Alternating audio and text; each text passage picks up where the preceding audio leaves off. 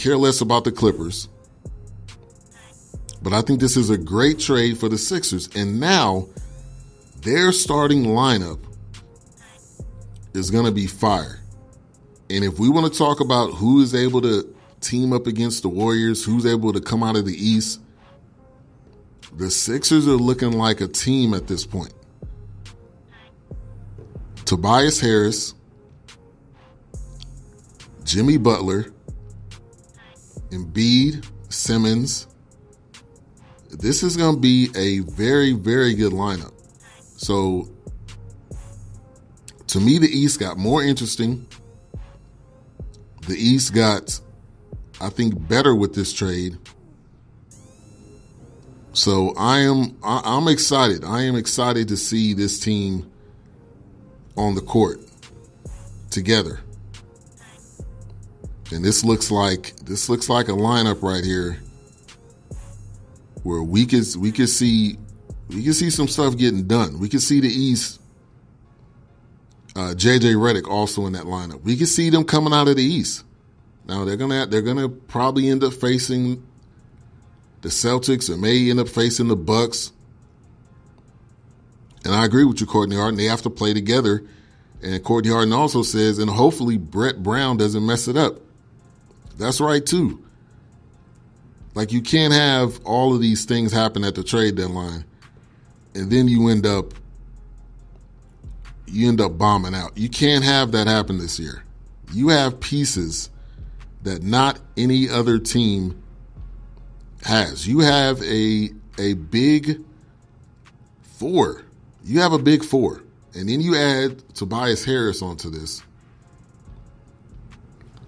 Like, this should be a good year, better than good for the Sixers. I predict them going to the finals at this point now. So I'm really looking forward to the Sixers and how they're going to roll this out. Shout out to Al Thompson in the building. Speaking of the Sixers, there will be a Statement Games NBA edition coming up for Sunday's game versus the Sixers and the Lakers. That should be an interesting matchup, especially with the trades that went down. So I'll be sharing that out. I don't have a link to it right now, but I'll be sharing that out as soon as possible on my social media, on BS3 Sports and X Squad and Two Live Stews group and everything. I'll email you, Eddie Mo, I got you. I will email that to you as soon as I get that link. Mochi says 76ers roster on paper is top to bottom ridiculous. It is. There is really no excuses this year for them not to make it to the finals. Period. The Pistons make a trade. They send Stanley Johnson to the Bucks in exchange for Thon Maker. Thon Maker, I think, can definitely be a player. At some point in time in his career, I think he can definitely be a top player in the NBA. He's got length, he's got size, he's got a lot of attributes that you need to have to be successful. He has them. So Thon Maker going over to the Pistons. Another trade, which, shout out to my man Tyon Mack. You know, he's on the show often. He was talking about Otto Porter and the Wizards and them not being able to gel together and him being the selfish one and the one with the issue. Now, I don't know how much of that is true, but I do know Otto Porter is gone. He was shipped to the Bulls in exchange for Jabari Parker and Bobby Portis. So Otto Porter going to the Bulls. I am interested to see what exactly is that going to bring to the Bulls. Is that going to bring them into being a playoff team next year or something? I don't know. But Jabari Parker, I believe he can still play. Bobby Portis is a decent player. So I kind of like that trade. I think Otto Porter, obviously, as you can see, is the odd man out. He's the one that's no longer here. He's the one that got the boot. So That to me makes somewhat sense. You want to trade the guy who you don't think fits into the system, and it sounds like they don't think Otto Porter fits into the system. Bradley Beal didn't get dealt. John Wall didn't get dealt. Obviously, he's dealing with an injury.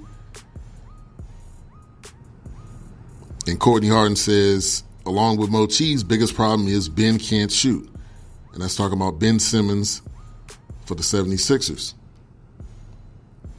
And that is correct. He needs to continue to develop on his jumper. You need to continue to develop on your jumper. So whatever it is that he needs to do, if he needs to partner up with Ray Allen, if he needs to partner up with someone so that he can get this jumper going, that's what he needs to work on. He's got to get to that. But these Sixers should be good, like I said. So continuing to go down the list of trades, the trade that happened in Dallas, we're going to talk about it. We're going to talk about it right now. Harrison Barnes gets traded to the Kings for Zach Randolph, who hasn't played all year, and Justin Jackson. I'm a North Carolina fan, so I like the Justin Jackson addition to the team. But I was scratching my head at first because I'm like, Harrison Barnes is a staple in this offense. So I don't necessarily agree with them shipping him off, but I do think the Mavs are trying to clear money. LeBron said he didn't agree with him being traded in the middle of the game. But I have an insider who has credentials for the Mavericks. He's there at every game. He understands. And this is what he told me, because I asked him straight up, what happened with the Harrison Barnes deal? So he said he got word of the trade before the game from Harrison Barnes' agent, and that the trade was going to go down during, before, or after the game. Barnes' agent told Barnes this, and after that he decided to play anyway. So Harrison Barnes is a stand-up guy. He decided to play regardless of him possibly going to be traded. So we can hold off, and really we can't put the blame on the Mavs. Shout out to Shelly B for tuning in. Thank you. But we can't really hold this against the Mavs because Harrison Barnes knew. He knew he was going to potentially get traded that night. Like I said, before, after, or during the game. So it's not as if he did not know. So I was ready to torch the Mavs like everybody else. I was ready to torch Mark Cuban like everybody else, but pump the brakes. Pump the brakes. Harrison Barnes knew. He decided to play anyway, which that just shows of his character and who he is. Now, back to the Mavs. What is the focus when you trade for Zach Randolph, who hasn't played all year? Well, guess what? Zach Randolph got bought out yesterday. So now you have a situation where you traded Barnes basically for one guy in Justin Jackson. Now you freed up some cap space because Barnes was going to make, I believe, $20+ million this year and next year. So you did free up money. But you let go one of the best players on this team and a huge character guy. So they waive Randolph, and now they just have Justin Jackson. I'm calling BS. I asked this question. If they knew he'd possibly be traded and he decided to play, why did they pull him from the game? Well, I would answer that to say, once you're traded, you cannot continue to play for that team. I mean, that would be my answer to that. But look, I'm telling you, this is Harrison Barnes' agent, which told my guy, Byron Moten, who does go to the games. He is a credentialed member. And I think Barnes knew. I mean, it's up to the player, obviously, if they want to play or not. Now, look, the way it was the way it did go down in the middle of the game, he's sitting on the bench. Below his name, it says Harrison Barnes gets traded to the Kings. That's bad. That's a bad look. If I was the Mavs, I think they could have handled it differently. I would have told him, do not play. We're going to trade you tonight. Shout out to Rough Buff in the building. So I get it. The whole optics were bad. It was a bad way to go about the whole thing. But if Barnes decided to play on his own, can't put that blame on the Mavs. It does look bad. Mo, it does look bad. I agree. Also, Markieff or Marcus, I'm trying to figure out which one of these. I think it's Markieff is the one that got traded from the Wizards to the Pelicans. I liked Markieff Morris. I like that grit that he was able to bring to the Wizards, especially during that playoff time when they were going up against the Celtics.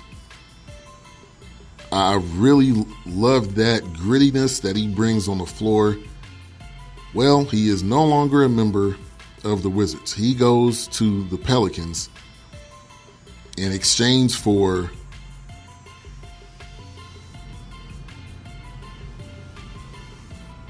I'm thinking that was Stanley Johnson, Wesley Johnson, who he was traded for. So he's able to bring that to the Pelicans. They do still have Anthony Davis. So newsflash, you probably already know that he is not going to be traded. It's already over with. Shout out to Laffy T. Thank you for tuning in. Shout out to Homeboy Fishing in the building. You tuned in to the BS3 Sports Show. Thank you guys for tuning in. Another trade that went down, Iman Shumpert will go from the Kings to the Rockets, involving a 3-team trade with the Cavs. With LeBron not on the Cavs, I'm going to go ahead and be honest. I do not picture the Cleveland Cavaliers as an actual NBA team. I forget about them. They don't have LeBron anymore. They've lost all relevancy to me in my eyes. I do not look at the Cleveland Cavaliers as a team anymore.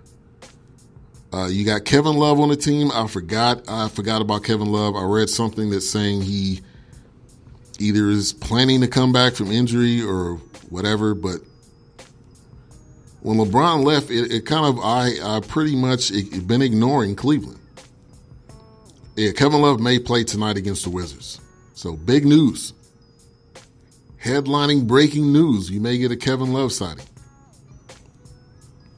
Cleveland will send Alex Burks to the Kings, while the Rockets will send Marquise Chris and Brandon Knight to Cleveland, who added that Houston will be also giving the Cavs a lottery protected 2019 first-round pick.